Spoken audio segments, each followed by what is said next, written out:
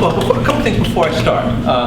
First off, thanks to Lieutenant McWhorter for inviting me to the Department of Philosophy at Richmond, and to you for sharing your Thursday afternoon with me when you could be somewhere else. So it's Tuesday afternoon.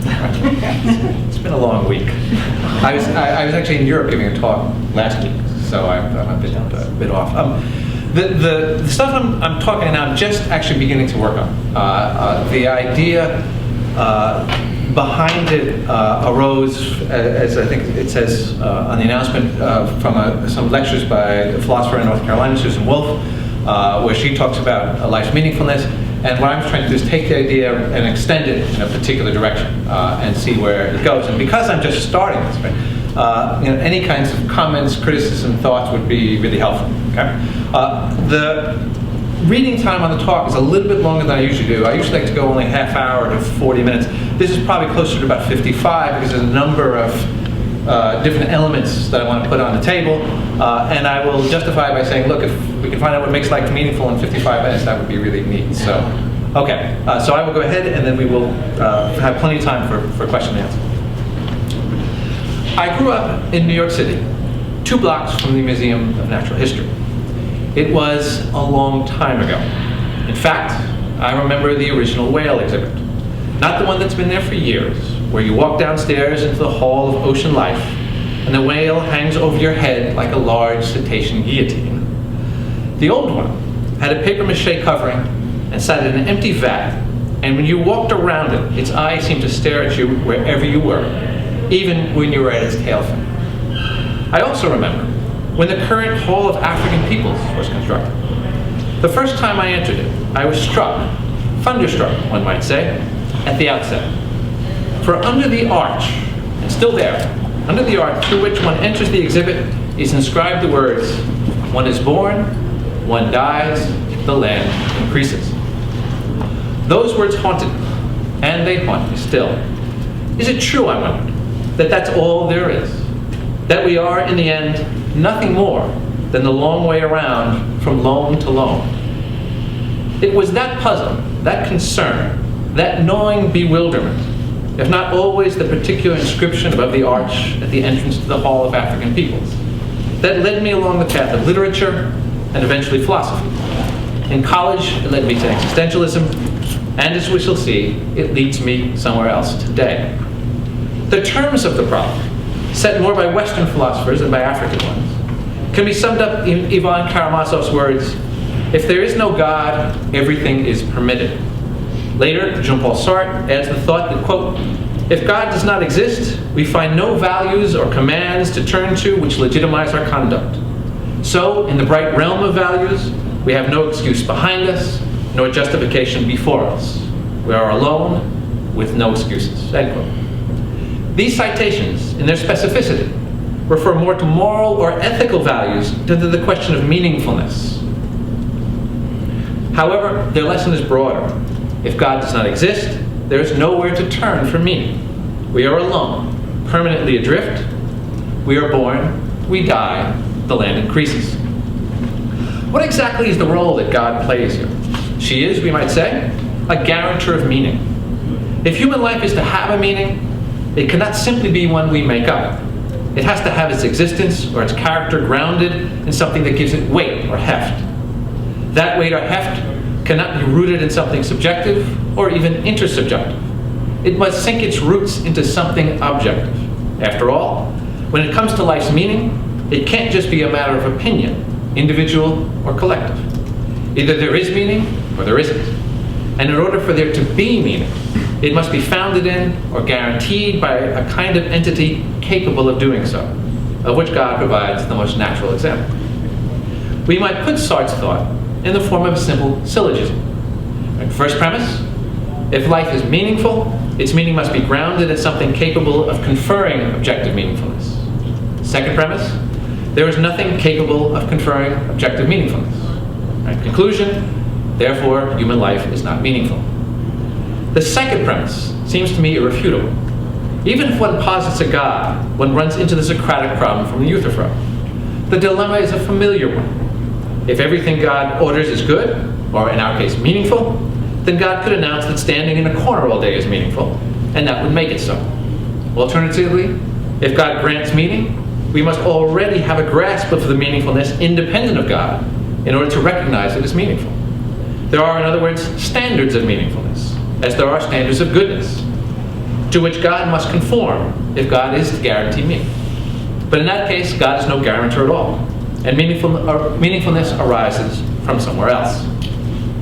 However, rather than quibble about the existence of God or what she might do for us, I want to proceed on the assumption that there is no God, or more precisely, that there is nothing that would even stand as a candidate offering itself as capable of conferring meaningfulness.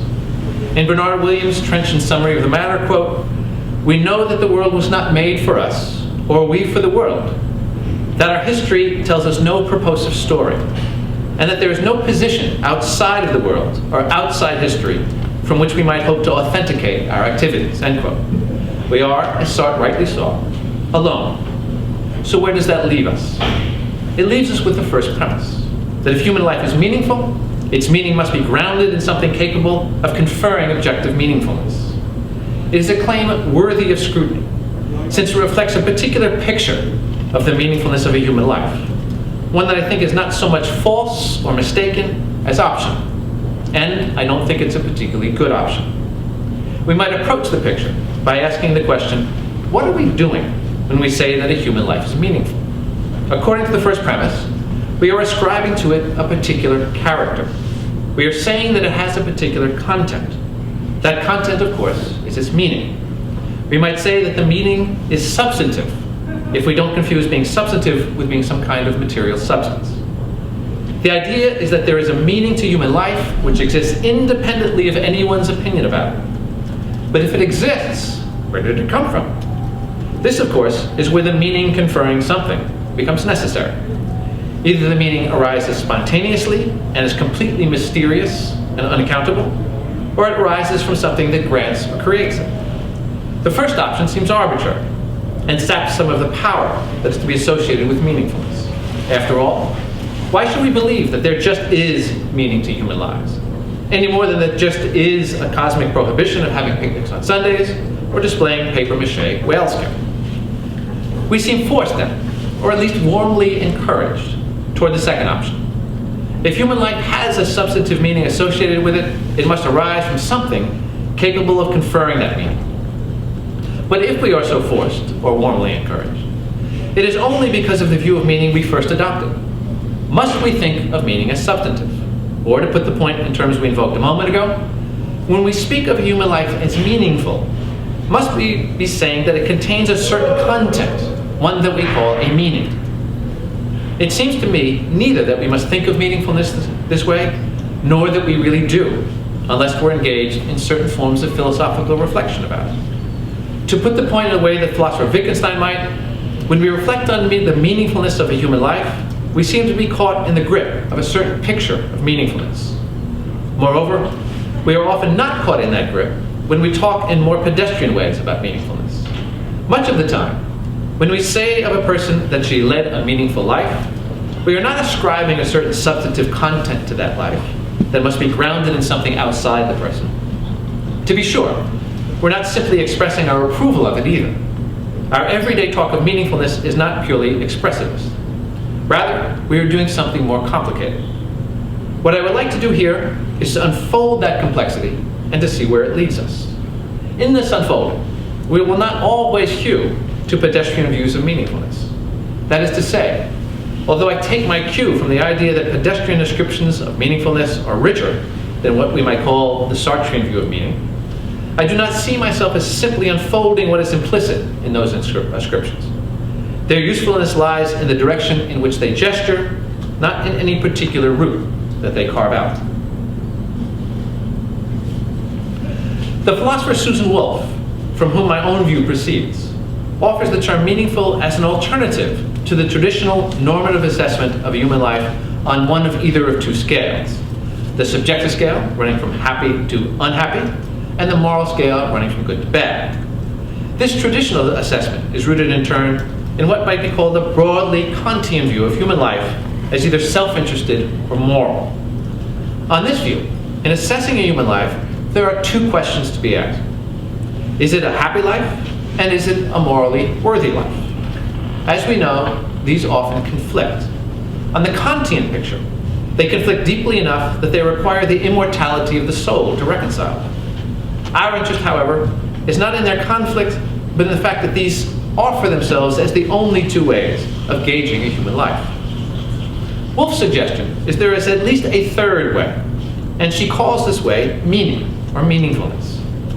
The slogan she uses for this third way is this, quote, "Meaning arises when subjective attraction meets objective attractiveness." She expands the idea this way, quote, a person's life can be meaningful only if she cares fairly deeply about something or things, only if she is gripped, excited, interested, engaged.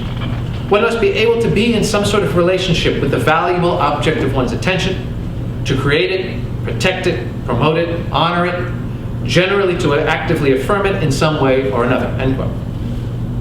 We should note at the outset that the something or the it with which one is engaged need not be a material thing or a person. At one point, Woolf uses the term projects of worth to refer to the object of engagement. We might say then for Woolf, a meaningful life is one in which one is personally involved in doing something worth doing. In order to clarify her view, she contrasted both with more purely subjective and more purely objective notions of meaning. The subjective views, as she puts it, would have one follow one's passion, regardless of the object of that passion. But this seems untenable. A person who is centrally engaged in crossword puzzles or in caring for her goldfish would not, Woolf thinks, be living a meaningful life. She would not be taken up by something worthwhile, at least not worthwhile enough to stake one's life's projects on. Of course, Woolf's rejection of purely subjective views of meaningfulness immediately leads to the question of how one is to decide which projects are worthy of supporting meaning and which are not. Woolf herself has a very wide view and seeks to appeal to really marginal examples in displaying lives that she thinks we would hesitate to call meaningful. The other view, with which Woolf contrasts her own, is one that says that a meaningful life is defined solely by the worthiness of the projects one participates in, regardless of how one feels about it. This, Woolf argues, does not seem right either. We would hesitate to call a life meaningful if someone participated in worthwhile projects but felt wholly alienated in one's participation. A meaningful life, she says, must in some sense not only be meaningful in its contribution, it must also feel meaningful to the person whose life it is. Woolf's view seems to me to be a fruitful one. In defending its fruitfulness, there are a couple of ways one might proceed. One might, for instance, offer reasons in defense of the view, either in its specificity or at least its general framework. In her book, Woolf does so, both in her initial essay and in her response to critics. However, I would like to proceed differently. Rather than engage in discussion about the view itself, I will instead propose a particular direction in which to take it. My hope is that this direction will justify the view by showing how it can offer us insight into our lives. In this sense, any vindication that I might offer for Woolf's view will be had on analogy with the kind of retrospective justification associated with what philosophers often call phenomenology. When a phenomenological study is complete, one hopes that the phenomenon under investigation has been revealed in an enlightening way. My hope is that by developing Woolf's thought in a particular direction, our attitude toward our lives will be revealed to us in an enlightening way. Before turning to that task, however, let me note in passing that Woolf's view does not fall prey to the difficulties associated with the substantive view of meaning I associated with sorrow. On her view, there is no meaning out there that gets incorporated or placed into one's life. Meaning arises instead through the interaction of subjective engagement and objective worthiness. It is a matter of how one feels about what one is doing and the normative judgments that can be made about what one is doing. I believe that we capture this point by using the term meaningful rather than meaning, since the latter has a substantive ring, while the former, meaningful, since it's an adjective, avoids that connotation. In developing Woolf's suggestion, it seems to me worth focusing on the objective rather than the subjective side.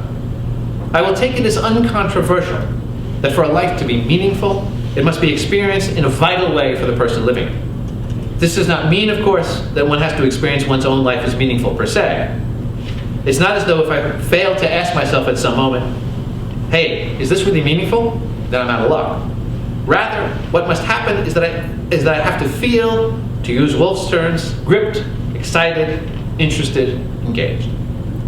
The major difficulty, it seems to me, lies with the objective side. If it is not enough for a life to feel worth living, if it requires that in some way it be worth living, how are we to conceive this latter condition? In particular, how are we to conceive it if it is not to be reduced to traditional morality? For if we can reduce it to traditional morality, then a meaningful life is simply a non-alienated, morally good life. But Woolf resists reducing meaningful lives to good ones. In her view, meaningfulness is wider than morality. Quote, "It is not clear that the external standpoint from which we ask whether our lives are meaningful need be the same external standpoint as the one from which moral engagements are thought to issue. Viewed from the perspective of our place in the universe, as opposed to our place in the human or sentient community, a person's obedience or disobedience to moral constraints may seem to be the only one consideration among others." Woolf sprinkles examples of projects that are objectively meaningful throughout her essay. She appeals to artists who do not expect their work to receive public attention, athletes that are not on the world stage, and, unsurprisingly, philosophers. Early on, she says that, quote, "The most obvious examples of what I have in mind occur when we act out of love for individuals about whom we deeply and especially care. When I visit my brother in the hospital, or help my friend move, or stay up all night sewing my daughter a Halloween costume, I act neither for egoistic reasons nor for moral ones," end quote. All of these activities seem to Woolf to constitute meaningful projects that are not moral. They have some kind of objective, but not moral worth. The question for us is one of how to think about this objective worth. What is it that makes lives objectively worthy, if not their moral character? Woolf herself does not have a positive account of the objective side of meaningfulness. She writes, quote, "To the question, who's to say which projects are independently valuable and which are not, my answer is no one in particular," end quote. Now, this does not mean, as she notes, that anything goes. We can give reasons to one another about which projects are and are not meaningful, are better or more or less meaningful. However, she does not offer a particular framework within which to answer these questions. That is the challenge I would like to take up here. If we are to think about the meaningfulness of lives, however, I'm going to suggest that we do better to turn away from the projects of particular lives to the lives themselves. In other words, in a move that might be characterized as very broadly Aristotelian, we must recognize that lives are not simply matters of discrete acts or even discrete projects, but are trajectories that run their course over a period of time. When I lie awake at night and wonder whether my life has been a meaningful one, I don't wonder only whether I have engaged in worthwhile projects. And I certainly don't wonder whether the number of good moments has outweighed the number of bad ones, or whether the overall height of all the goodness is greater than all the depth of the badness. It's not that these things don't make a difference. They do. But they make a difference only in their contribution to the meaningfulness of my life as a whole. My life is a temporal thickness. It runs a course or traces a path, a trajectory. And in asking about the meaningfulness of my life, it is the path I'm asking about, not simply the segments, successive, overlapping, or concurrent, through which it passes. I'm asking about a chronological whole, or at least that whole up until the moment of asking, or at the very least, large and substantial segments of that whole. This chronological whole has a complicated relationship to the moments or projects out of which it is made. On the one hand, it's not reducible to them. It's possible to have engaged in a number of worthwhile projects and yet feel that something is missing from one's life. On the other, it is not divorced from them. It seems impossible that one could recognize one's life as meaningful or have it so recognized by others without having participated in projects of worth, moral or otherwise. And it may be that certain segments of the path of one's life become more significant in assessing its meaningfulness than others. They cast their light across other darker segments. In thinking of our lives as a whole, we need not take every moment to be an equal contributor. What is crucial is that we consider it as a life rather than as a sum total of life elements. If we are to consider our lives as trajectories, then an approach that suggests itself is to think narratively. We may look upon our lives as stories and derive the meaningfulness of those lives, such as it is, from the meaningfulness of the stories themselves. Recently, there have been a number of works that offer narrative accounts of the self, among them those by philosophers Paul Ricoeur, Adriana Cavarero, Alastair MacIntyre, and Mario Schechtman. In response, questions have been raised, for instance by Judith Butler in giving an account of oneself, about the ability to consider one's life narratively. Other questions have been raised by Galen Strawson, for one, to whom we'll return, whether it's a good idea to think of our lives as stories.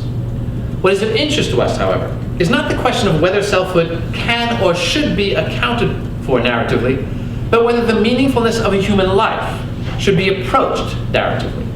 These are related but distinct questions.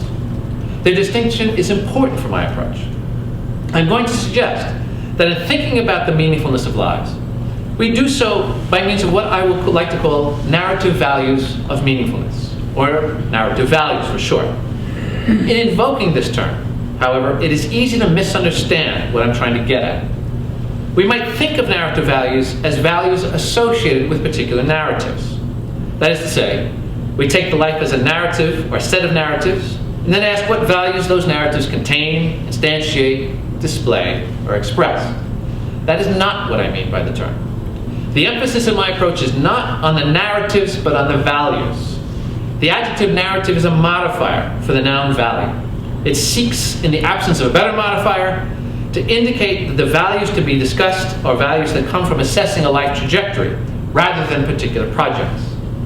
If I were to evoke a more precise but uglier formulation, I might call them narrative-like values, or perhaps narrative-style values, in the sense that certain restaurants label themselves as kosher style, right? Mostly kosher, but sometimes not exactly. Right? To begin to come to grips with the concept of narrative values and their role in offering what Will calls objective attractiveness to a human life, it might be best to start indirectly, by way of more straightforwardly narrative accounts of meaningfulness. Two authors who have recently offered such accounts are David Velleman in his influential Well-Being in Time, and Antti Kauppinen in his more recent Meaningfulness in Time. The latter article is in fact an attempt to build the narrative conception of meaningfulness upon the base of Wolff's own approach, and so stands in contrast to my own. David Velleman's discussion is in fact not centered on meaningfulness, but on what he calls lifetime well-being. However, right, he sometimes calls this type of well-being, quote, the value of one's life, which comes closer to what we are on about here in the discussion of meaningfulness. For Velleman, this sort of well-being or value is what he calls a second-order good. It is predicated on the first-order goods, bound to the moments of one's living. Velleman says, quote, a second-order good is a valuable state of affairs consisting in some fact about other goods, end quote. There is a sense in which the second-order good of lifetime well-being, or the value of one's life, is reducible to the first-order goods of living, and the sense in which it isn't. The sense in which it is reducible is that the second-order good does not introduce any new element that was not already there at the first-order level. Velleman writes, quote, that is, when someone attains a good, he is not enriched by its value plus some additional value attached to the fact of his having thereby obtained something good, end quote. The sense in which it is not reducible is that the second-order good is that the second-order good is, in his terms, another what he calls dimension of value. In particular, the value of a life is a diachronic one, rather than the more synchronic values associated with the particular goods of one's life. This distinction can be illustrated by reflecting on the difference between a life that starts off happily but has a downward trajectory, and a life that starts off miserably but has an upward one. Assuming that there is the same sum total of well-being in the two lives, the second life might well be more valuable in Velleman's sense. The rising trajectory does not add anything at the first-order level, but still might form the basis for a better life. This is because it has a better narrative than the first life, especially if it involves learning from earlier misfortunes. And assuming that there are no more first-order goods in the second life than in the first one, he concludes that the well-being of the second life involves a second-order good. For Velleman, then, quote, a life's value can never be computed by an algorithm applied to the bare amounts of momentary well-being, or even to ordered sequences of such amounts, in abstraction from the narrative significance of the events with which they are associated, end quote.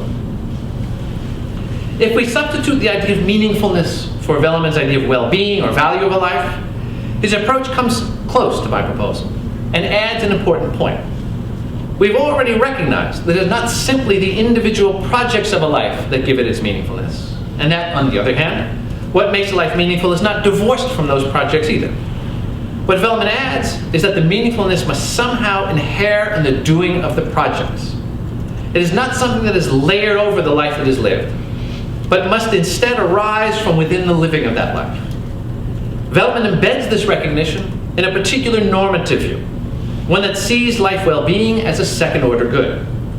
When I lay my own cards on the table, I will drop the idea of the second-order good. Where well-being may arise from particular lives in a second-order way, meaningfulness involves particular ways of engaging in that life. A meaningful life is not just differently ordered from a non-meaningful one, it is differently lived. However, I want to retain Velleman's narrative, diachronic approach, and his insistence that life well-being, or in this case meaningfulness, arises from within the life that is lived. At this point, there are two paths we might take in order to reflect upon the view of meaningfulness that might arise from an account like Velleman's. Velleman has already, and in my view rightfully, rejected a third option, the path of reducing meaningfulness to the particular goods of the projects themselves. However, there's a question he has not addressed. Is the value of meaningfulness nothing other than meaningfulness itself? Is it meaningfulness that is the normative value of a life well lived? Or alternatively, does meaningfulness consist in something deeper, some other underlying values? Is there a normative space that does not take meaningfulness as primitive, as the bottom? In other words, is meaningfulness the answer to the question of well-being, or is it the name of the question? If it were the former, the answer to the question, we could all go home now. But I plan to keep you here a little while longer, which should tell you which option I have chosen. However, I'm not the first to do so. Antti Koppinen has recently published an article that offers an account of what it is for a life to be meaningful in narrative terms. He takes up the task initiated by Velleman and answers it by means of building on Woolf's analysis. In fact, he adds his own slogan to hers, writing, quote, "To Woolf's slogan, subjective attraction meets subjective attractiveness, I add my own. Challenging efforts lead to lasting success." Or simply, life is the more meaningful, the more its meaningful projects cohere, end quote. In order to understand this way of working out meaningfulness, we need to know what Koppinen thinks a meaningful project is, and how such projects must cohere. A meaningful project, according to Koppinen, quote, contributes to the meaningfulness of a chapter of one's life to the degree that A, the goal is interpersonally or objectively valuable, B, the agent adopts the goal as her own, is irreplaceable, and exercises her essential human capacities in pursuing it, and C, is successful in reaching the goal and is positively changed by this, end quote. One can see here both the influence of Woolf on the first condition, that of having a valuable goal, and as Koppinen notes, Aristotle in the second condition, of embracing a goal and expressing one's essential capacities in pursuing it. That of the third condition, success, involves complexities that I will return to at the end of the paper briefly. Regarding coherence, he writes, quote, "A life is more coherent the more that later activities are positively informed by earlier activities with respect to goal setting, goal seeking, and or goal reaching," end quote. With the idea of coherence, we can really see the narrative picture of meaningfulness at work. A coherent life is a life of growth in which later chapters are built upon earlier ones in a way that informs those chapters and makes them richer. Either richer than they might have been, or, and more significant, richer than the earlier chapters. As he puts it, quote, "An ideally meaningful life contains a plurality of chapters that are centered on different valuable goals, requiring the use of diverse capacities, but are nevertheless connected to each other so that efforts and achievements have lasting value for the agent." Kopinin contrasts a coherent life with three other types of lives: disconnected lives, repetitive ones, and single-purpose lives. Disconnected lives, in his view, are less meaningful because they have no thematic unity. Repetitive lives have a single theme that repeats itself, but without any growth. And single-purpose lives would be too subject to the contingency of success in reaching a particular goal. In this sense, a coherent life, for Kopinin an ideally meaningful life, is one that has balance as well as narrative unity. Kopinin certainly answers the question we raise with regard to Velleman's work. He does not take meaningfulness to be a given, but articulates it according to precise criteria. I wonder, though, whether the criteria he offers aren't too precise. He seems to leave out, or at least to marginalize, lives that I have no reason to believe are meaningless, or indeed any less meaningful than many others. Until a year and a half ago, when my knees had their say, I used to run with a group of competitive runners. The group had been running for years before I joined. They introduced me to a triathlete whose world consists, if I can use this word, in triathletics. It is the central organizing, does anybody know if that's a term? Triathletics? Okay, well, it is now. It is the central organizing project of his life. He is not married nor taken a steady job because it would interfere with his training. He goes all over the world to compete, and yet he sees himself getting worse at it year by year. His times, while still way fast by mortal calculations, are not what they once were. And yet he competes. It could not for him be otherwise. Where would this life fall on Kopinin's view? It seems most likely to be a single-purpose life, one whose success is subject to contingency. If this person had had a permanent accident that had left him incapacitated, in an important way the meaningfulness of his life would have ended, or at least been deeply threatened.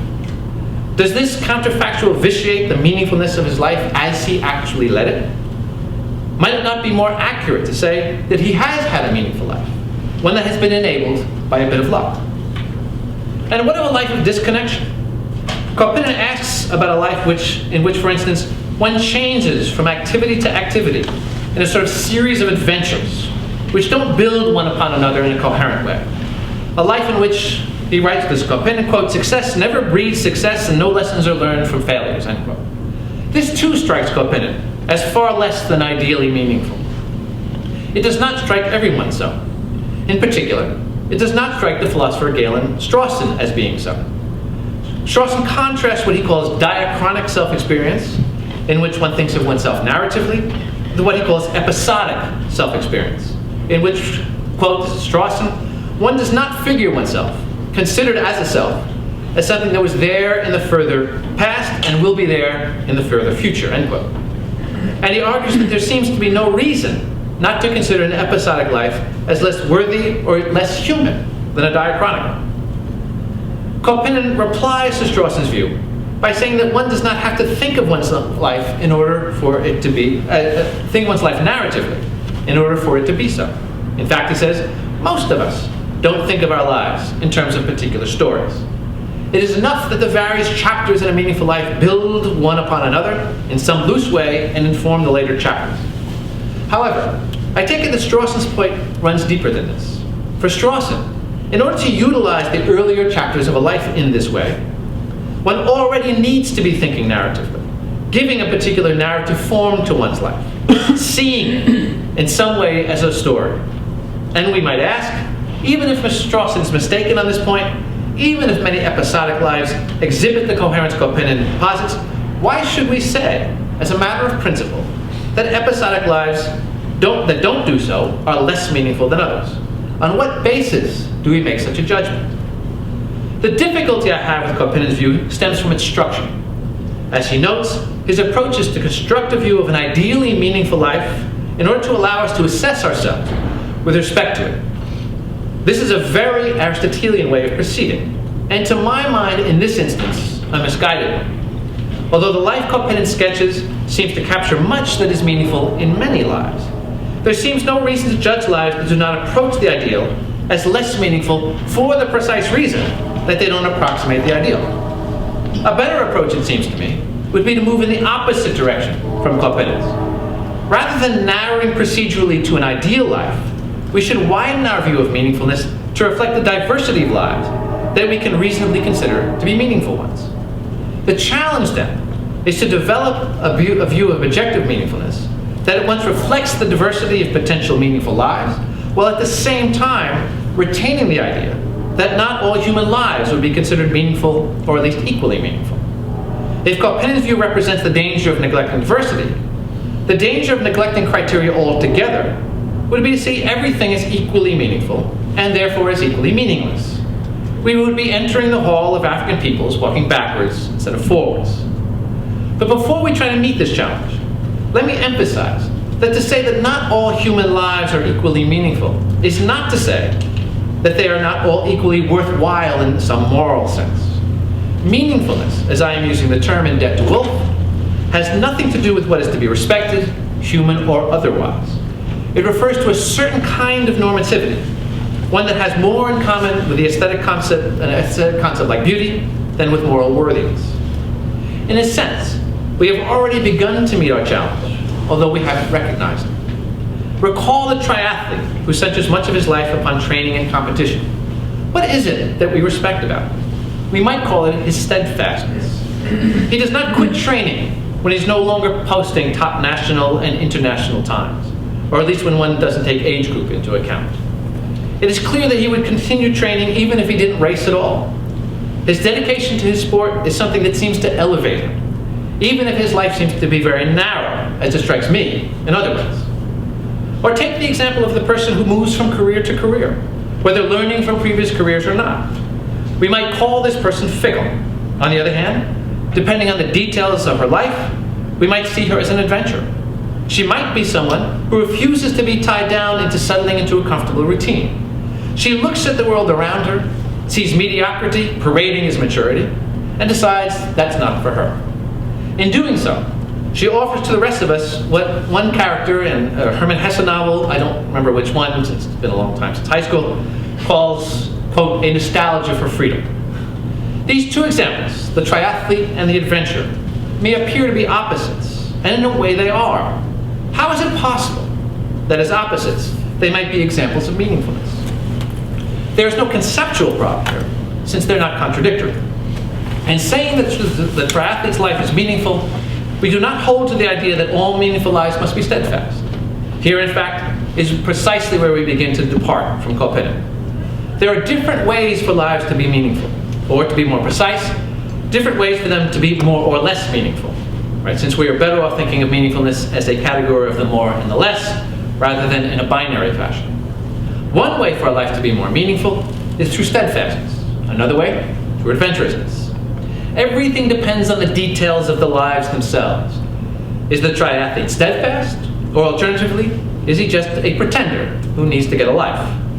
Is the supposed adventurer really so? Or is she really fickle? We decide this not from a few brief descriptions, but from looking at how those lives unfold. In doing so, we might find that these lives instantiate certain values. These values are attached to lives not because of what happens at a particular moment, but because they are thematic characterizations of the lives themselves. They stretch diachronically across the trajectory of these people's lives. And, as we learn from Velleman, they are not something added to the lives, but are part of the living of those lives themselves. These values, steadfastness and adventurousness, are examples of a normative realm that I believe has been neglected in philosophical discussion, a realm that I'm calling narrative values and meaningfulness. This realm, of course, includes not only these two examples of values, but many others. Intensity and subtlety, for instance. And it may also include certain values associated with Aristotle's conception of a good life, like courage. But if it does so, it is because of the meaningfulness it confers on a life, not because it is an ethically admirable way to live. I would like to offer a brief characterization of this normative realm, one that can only suggest a few preliminary hints at what, if I am right, is a neglected area of philosophical research. One of the elements of this realm we have just seen. The values it embraces are diachronic, stretching across an entire life, or at least large portions of it. Two others require more discussion. First, narrative values provide the objectivity Susan Wolff seeks in a meaningful life. And second, assessing these values is a contestable matter. One could be wrong in one's assessment, either in one's own case or in that of others. And there are cases in which it may be impossible to decide among competing assessments. Recall that for Wolff, the reason meaningfulness requires an objective reference is that not every activity or project merits the label of meaningfulness. A deep engagement with tiddlywinks, even if it feels fulfilling to the person who is engaged with it, would not, in her view, constitute a meaningful life. Actually, let me ask the students here, do you know what tiddlywinks is? The last time I guess talked, students did not, you don't know, right? Tiddlywinks is like where you have a cup, right? And you have these little chips, and you take the chip and you push it down the other chip and try to flip it into the cup. All right? It can be fun for very short periods of time. Okay? Right, that's tiddlywinks. Thanks. Okay. I did have a guy, I gave this talk once, and the guy tried to prove to me, if the person thinks about the physics of it all, that tiddlywinks is a really complicated game. I took that as a tremendous failure. But okay. Right. I'm sympathetic to the idea, right, that meaningfulness cannot be reduced to its subjective side. But my claim is that we do better if we look at narrative values rather than particular projects in order to find what the Wolff seeks in the way of objectivity. In what sense do values like steadfastness, adventurousness, intensity, courage, and subtlety provide an objective reference for meaningfulness? Some among these values, for instance intensity, may look as though they can only be subjectively evaluated. What could an intense life be other than one that feels intense to the person living it? Intensity is in fact a good example here, because it allows us to see how narrative values cannot be reduced to subjective experience. To say that a person lives an intense life is not simply to claim that it feels intense to the person whose life it is. It is to characterize how she goes about living that life. It is to claim that she throws herself into what she does with abandon, that she displays evidence of intense involvement through corporeal expression, time spent engaged in her projects, discussion, or thought about her projects, even when not directly participating in them. To be intensely involved is to have the gears of one's activity mesh with one's of those projects in a particularly tight fit. One implication of this is that not every activity supports an intense life. Watching sports on television, for instance, may feel intense to the person watching it, especially if the team being watched is the New York Knicks. That killed in New York, by the way.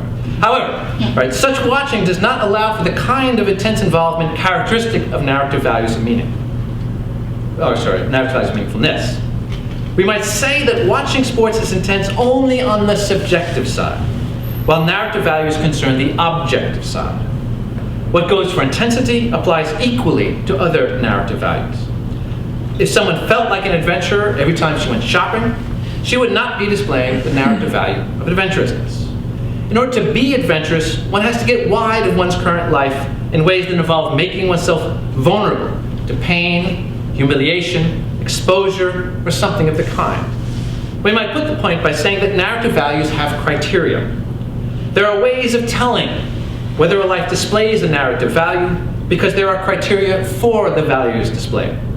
I don't know whether these criteria can ever be put in the form of strict definitions for each value, and I rather doubt it. But that does not leave us bereft of standards. It only makes those standards contestable in a way that we will return to in a moment. If we are to understand the realm of narrative values, however, we need to distinguish them from moral values. Right? Not all moral theories are articulated in terms of values, but since narrative values are articulated this way, it is perhaps best to offer the contrast in these terms. We can only offer a sketch here of the realm of morality and moral values is so wide, I'm just going to give a brief gesture in that direction. Moral values are values that are often, but not always, said to apply universally. If something is morally good or morally bad, there is some reason for everyone either to avoid or to embrace it, as the case may be. Narrative values are not universal and are not thought of as universal.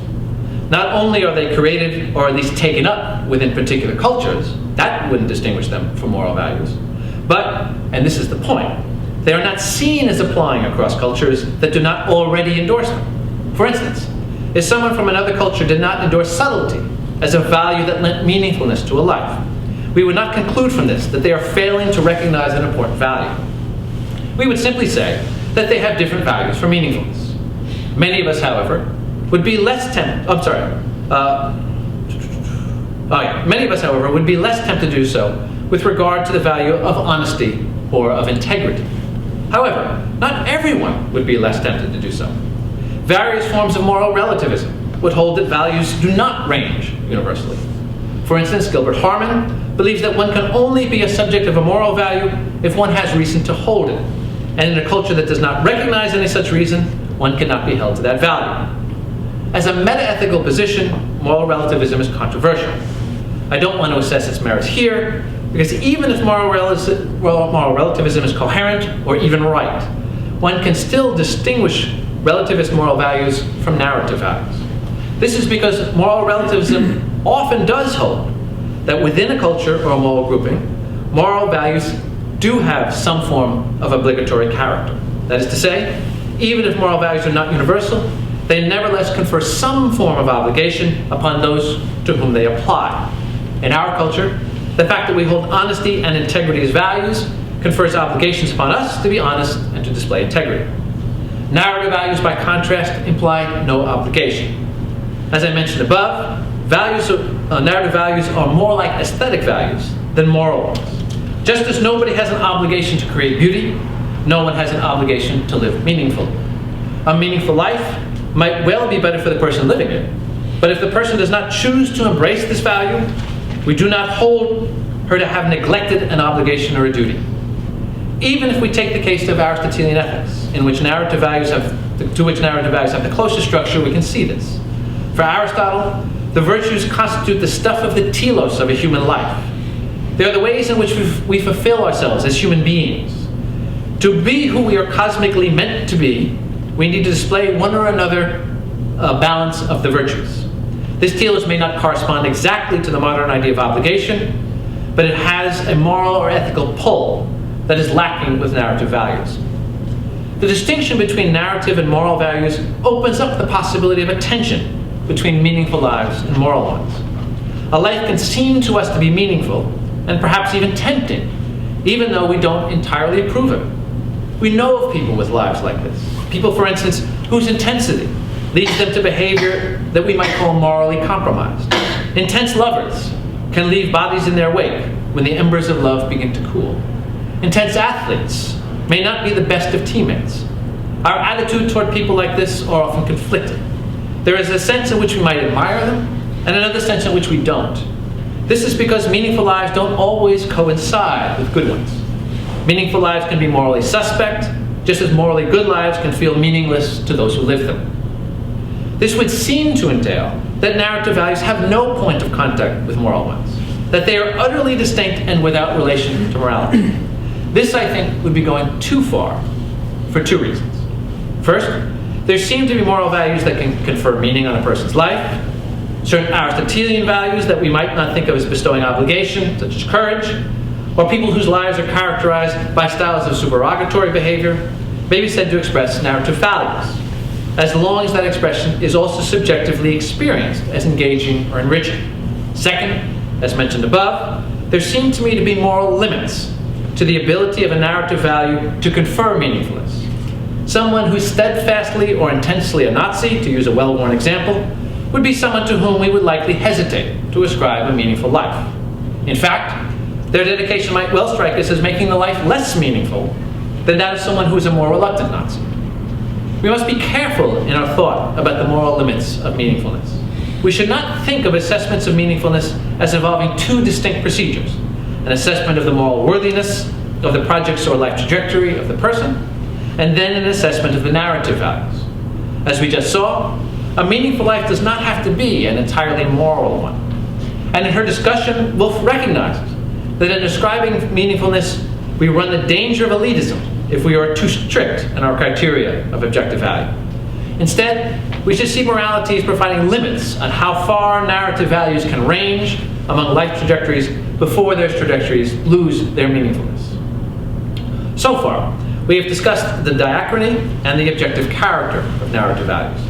The third element I want to address is their contestability. This can be done briefly, since our previous discussion has set the stage for it. Ascriptions of narrative values and meaningfulness are contestable in several ways. First, we do not currently have, and I believe are ever unlikely to have, strict definitions of these values. This means that when we ascribe these values, we operate outside any well-delimited space. It is possible that two people might describe the same life trajectory in much the same terms, and yet wind up with different assessments of whether that trajectory, for instance, exhibits subtlety in its projects and its relations with others or not. A second form of contestability, one we have touched upon above, is that the person whose life trajectory it is cannot be said to be the final arbiter of whether that trajectory expresses a particular narrative value. The fact that I claim that I am living an intense life does not make it so. This is the flip side of the first form of contestability. While we don't possess strict criteria for particular narrative values, we do possess loosely shared conceptions of those values. And this removes us from the realm of first-person authority in regard to the possession or expression of those values. We can argue, and in a non-arbitrary way, about whether and which values a life trajectory might possess. And the person whose trajectory is in question is just another conversational partner in that argument.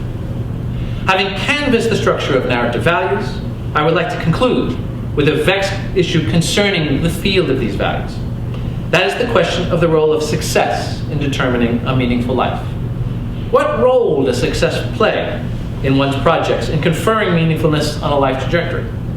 It is an issue that arises among the respondents to Wolf's essay in her book, and her answer is a hesitant one. She tells us, quote, ultimately, only the details of a particular case can determine what kind and degree of meaning can be salvaged from a project that, under its primary description, must be deemed a failure, end quote.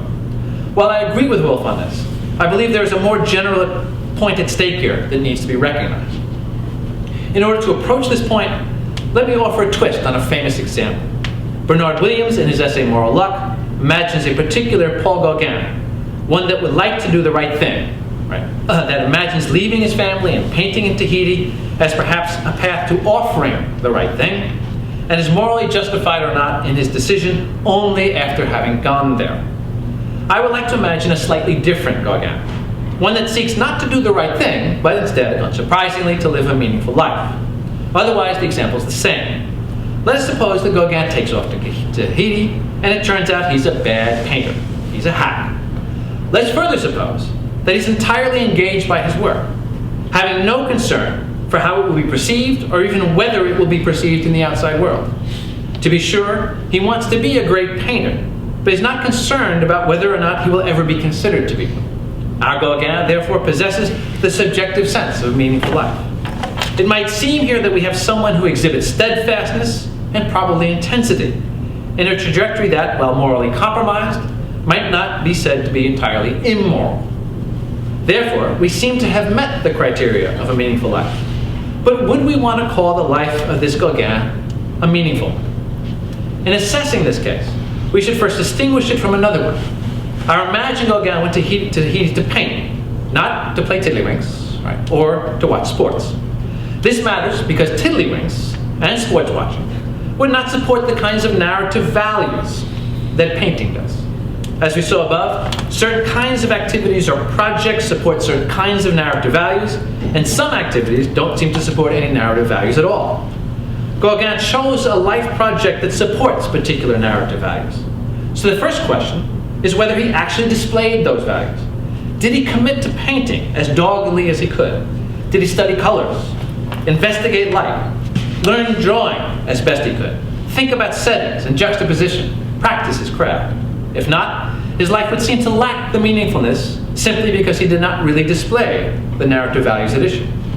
But let's suppose he did all that.